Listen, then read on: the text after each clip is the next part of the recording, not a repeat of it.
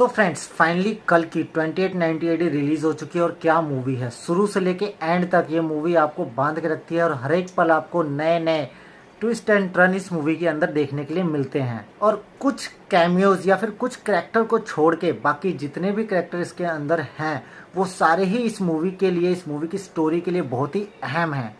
तो दोस्तों बात कर लेते हैं इस मूवी की स्टार्टिंग की। इस मूवी की जो स्टार्टिंग होती है महाभारत के कुछ सीन के साथ होती है, जहाँ पे हमें ये दिखाया जाता है कि अश्वत्थामा के फादर द्रोणाचार्य, उसकी भैया हत्या हो जाती है। उसके बाद अश्वत्थामा जो है, जो इसमें अपने अमिताभ बच्चन है, वो क्रोध में आके उत्तरा के गर्भ में पल रहे बच्चे के ऊपर ब्रह्मास्त्र चलाता है, जिसके कारण श्री कृष्ण भैया क्रोधित हो जाते हैं। और क्रोधित होने की वजह से वो उनके माथे से मणि निकाल लेते हैं और चीरकाल तक जीवित रहने और भटकने का श्राप भी देते हैं। फ्रेंड्स महाभारत के इस सीन के बाद जो है कहानी पहुंच जाती है सीधा 2898 काशी में, जहां दुनिया में यही एक शहर है जो बचा हुआ है।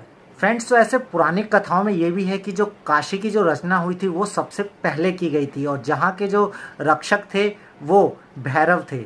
और फिल्म कल की 2890 एडी के अंदर भी जो हमारा मेन कैरेक्टर है वो भैरवा है। पर ये जो काशी है फ्रेंड्स, ये उन दिनों की काशी है जहाँ पे ना गंगा में पानी है, ना हवा में ऑक्सीजन है और काफ़ी लंबे समय से यहाँ पे बारिश भी नहीं हुई है। कहानी अपने मेन मुद्दे पे आने से पहले हमें काफ़ी घुमाती है। भैरवा और भुज की ट्यूनिंग से हमें ये पता चलता है फ्रेंड्स कि यहाँ पे 3 तरह की दुनिया है। पहला कॉम्प्लेक्स, जिसके जो संचालक है वो सुप्रीम यास्किन है, जो कि 200 साल का वृद्ध व्यक्ति है, जो अपने आप को जीवित रखने के लिए गर्भवती महिला के भ्रूण का इस्तेमाल करता है। जो दूसरी दुनिया है वो फ्रेंड्स काशी है। उसके अलावा एक और दुनिया है जो काफ़ी छिप के रहता है, जिसके बारे में जो यास्किन है उसको भी पता नहीं है। और भैरवा जहाँ पे रहता है वो काशी में रहता है और उसको जाना है भैया कॉम्प्लेक्स के अंदर। और कॉम्प्लेक्स के अंदर जाने के लिए 5 मिलियन बाउटी आपको जमा करनी पड़ेगी, उसके बाद ही आप जा सकते हैं। स्टार्टिंग में फ्रेंड्स इस मूवी की जो कहानी होती है ना वो काफ़ी दिलचस्प होती है, जब तक कुछ मिनट के लिए महाभारत का सीन आता है। उसके बाद इस मूवी की जो कहानी होती है थोड़ी स्लो हो जाती है और ऐसा लगता है कि इस मूवी की कहानी को काफ़ी लंबा खींचा जाता है। खास करके कुछ एक्शन सीन्स कह ले जो काफ़ी लंबे लगते हैं, जैसे स्टार्टिंग में जो प्रभास के एक्शन सीन्स आते हैं। उसके अलावा इसके अंदर जो दिशा पटानी है उसका मुझे कुछ यूज़ समझ में नहीं आया कि क्यों किया गया, क्योंकि उसके अलावा भी अगर इस मूवी के अंदर दिशा पटानी को नहीं भी रखते ना तो भी ये मूवी वैसी ही रहती, कुछ खास बदलाव नहीं आता इसके अंदर। लेकिन हो सकता है कि जो दिशा पटानी का सीन है वो शायद हमें नेक्स्ट पार्ट में ज़्यादा अच्छी तरह से समझ में आए। इसके अंदर जो उनका सीन्स था वो तो वेस्ट लग रहा था मुझे देखने में। जो कॉम्प्लेक्स का भगवान है यानी कि सुप्रीम यास्किन, जो कि भैया खुद एक बड़े कल की तैयारी में लगा हुआ है, जिसके लिए उसे बायोकेमिकल कंपाउंड चाहिए जो कि 4 महीने से अधिक प्रेग्नेंट लेडी के अंदर पाया जाता है। लेकिन कोई भी लेडी उसको ऐसी नहीं मिलती है जो 4 महीने तक गर्भ धारण कर सके। लेकिन अगर कोई लेडी ऐसी मिलती है जो 4 महीने तक गर्भ धारण कर सके, उसके बाद उसके शरीर से मिला हुआ कंपाउंड यास्किन को बहुत ही ज़्यादा ताकतवर बना देगा। इसी कॉम्प्लेक्स के अंदर दीपिका पादुकोण भी है, जिनके साथ भी टेस्ट होता है और वो माँ बनने के केस को लेके काफ़ी ज़्यादा भावुक होती है और अपनी प्रेगनेंसी को दीपिका पादुकोण छुपाने में कामयाब भी हो जाती है।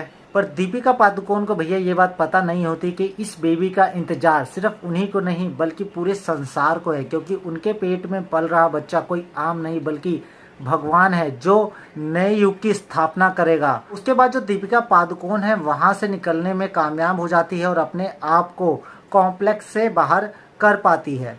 तो दोस्तों यहाँ से जो है असली कहानी है वो शुरू हो जाती है। भैरवा को एंट्री चाहिए कॉम्प्लेक्स के अंदर और कॉम्प्लेक्स में एंट्री करने के लिए या फिर 5 मिलियन बाउटी दो या फिर दीपिका पादुकोण को पकड़ के जो यास्किन के हवाले करेगा उसे डायरेक्ट कॉम्प्लेक्स के अंदर एंट्री मिल जाएगी। लेकिन दीपिका पादुकोण को पकड़ना इतना भी आसान काम नहीं है, क्योंकि उसकी रक्षा के लिए अश्वत्थामा, जो कि सैकड़ों सालों से वेट कर रहे हैं, वो मौजूद है। यहीं से फ्रेंड्स हमें भैरवा और अश्वत्थामा के बीच में लड़ाई यानी जंग छिड़ती हुई दिखाई देती है। और क्या भाई साहब फाइट सीन्स है, बहुत ही अच्छे फाइट सीन्स है। और खास करके अमिताभ बच्चन को जिस लेवल का दिखाया गया हुआ है, 8 फुट लंबा व्यक्ति, भाई बहुत ही मज़ेदार लगता है देखने में।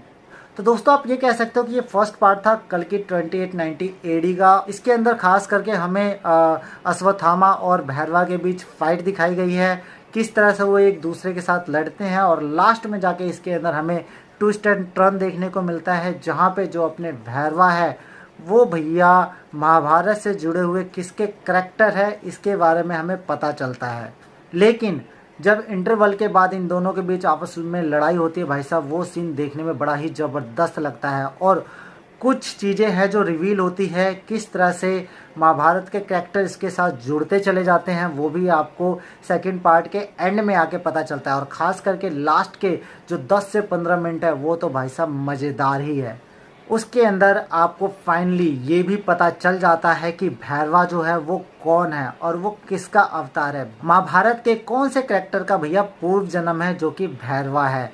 और जिन जिन ने इस मूवी को देख लिया उनको तो पता ही है कि मैं किस करैक्टर के बारे में बात कर रहा हूँ, लेकिन मैं इस वीडियो के अंदर नहीं बताना चाहता क्योंकि अगर मैंने बता दिया तो जो लास्ट का ट्विस्ट है वो जो बंदे इस मूवी को नहीं देखे हैं और देख के आना चाहता है उसके लिए वेस्ट हो जाएगा। लेकिन इसका जो एंडिंग सीन है वो सेकंड पार्ट के लिए भाई काफ़ी एक्साइटमेंट पैदा कर चुका है और मैं तो वेट नहीं कर सकता। मतलब भाई नाग अश्विन सर जल्दी जल्दी इसका सेकंड पार्ट बनाओ क्योंकि इंतज़ार करना काफ़ी ज़्यादा मुश्किल हो जाएगा, इतनी उत्सुकता पैदा करी है इसके एंडिंग सीन ने।